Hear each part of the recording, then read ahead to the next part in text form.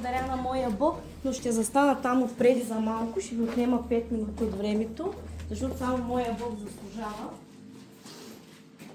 Слава на Бога, братя и сестри! Отдавам цялата слава на моя Господар, че ме срещна. Срещна ме, истински ме срещна. Не само на думи. Отдавам цялата слава на моя Господар, че Той ме срещна, когато бях в света, в пръста, в кълта, в тинята. И избави ме и постави ме там на камера, която е моя Бог Исус Христос, Назарянина. Не само с думи да го хвалим, но сърцата ни да стоят далече, брати и сестри. Трябва като излезем от тази църква навънка, да покажем Христос, че живее в нас. Да видят в нас пълна промяна. Отдавам цялата слава на моя Господар, че виждам църквата пълна. Благодаря на моя Бог, че ме докара и в тази църква да хваля, защото това също е моята църква. Ние сме тяло Христово едно. Няма значение къде сме. По света, Германия, Франция, Италия. Ние сме тялото Христово, Божието тяло. Отдавам цялата слава на моя Господар Исус Христос Назарянина, който плати цена там на Голгота за мен. Проля кръвта си за мен. Знаете ли какво се случи преди 6-7 месеца с мен? Няма да повярвате. Както отидах на работа, получих инсулт на мозъка и паднах на земята на работа. Спука ми се окото и щяха да ми изкарат окото. Но кой може да прави това всичко? Както стоя пред вас, както виждате, нищо ми няма, ни окото ми е изкарано, ни нещо имам изкривено, когато получих инсулт на мозъка, братя и сестри. Тогава имах лична среща с моя Господар Исус Христос и ми каза: ти не можеш да служиш на двама господари. Хем на мамона, хем на мен. Така че насърчавам в името на Исус, търсете Господа, защото е благ. Неговото име трае до века. Само Той е пътя, истината и живота. Няма друг като Него. Той е началото и края.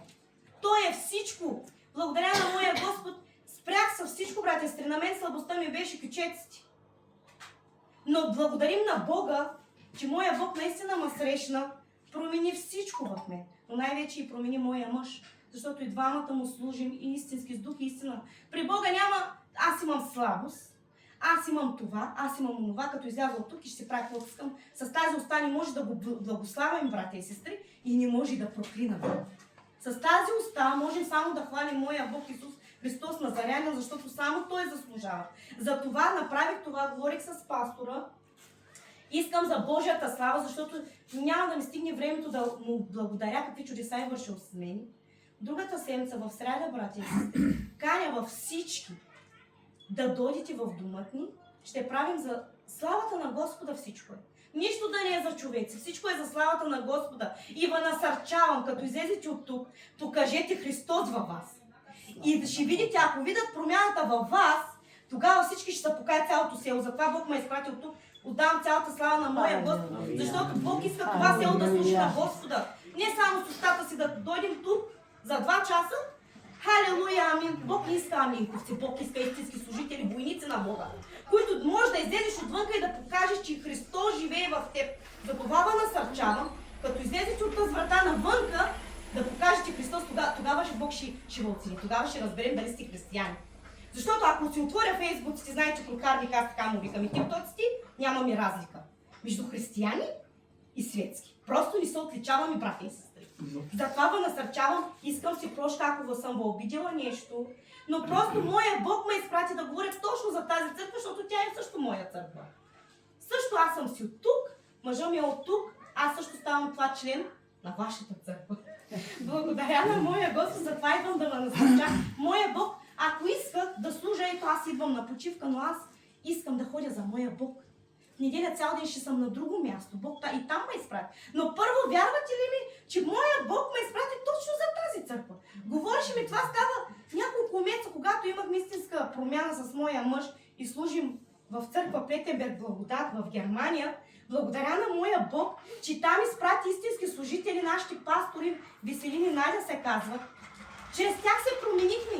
Те знаете ли какво? Те постоянно вярвайте толкова, Данче, защо го правиш така? Не дей моето момиче. И все с добро, с любов ми го показах. Аз, този пастор ми омръзна вече, само да ми повтаря, Данче, промени се. Но той не можа също да ме промени, само моя Бог. Само моя Бог ме промени, казва, ела сега, че ми трябваш. Аз съм те избрала още в отровата на майка ти и отдавам цялата слава на моя Бог, че ме избра в отровата на майка ми. И благодаря на моя Бог, че моето семейство, аз съм на 32 години, но ние се отличаваме от всички. Отдавам цялата слава на моя Бог, защото не може ти да идваш тук, да го хвалиш и да проклинаш с тази уста, и защо тук навънка и ставаш различен. Просто не мога да позная какво става. Дали сме християни или сме светски, а пък идваме тук и хвалим Господа. Дано наистина Бог да възкръсне във всяко едно сърце. Има молитва и благодаря на Господа, на моя жив Исус Христос, че Той също много ви обича. Той, както обича мен, така обича и вас еднакво. Няма разлика, но мога да го кажа, така се чувствам, че мен малко повече обича. Защото му служа истински, отдавам цялата слава на моя Бог. Бог иска точно за това. Ние сме зеницата в окото на Бог.